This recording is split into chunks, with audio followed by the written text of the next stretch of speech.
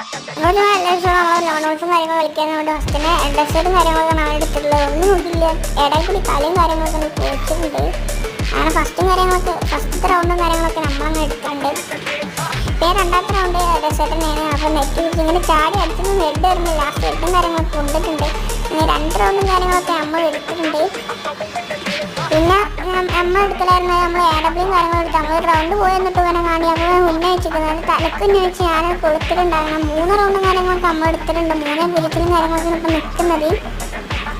പിന്നത്തെ 2 round on എടുത്തിട്ടോ നെക്കി പിടിച്ച് M80 നെക്കി പിടിച്ചിട്ടാണ് ആ എടുത്തിട്ടുള്ളത്.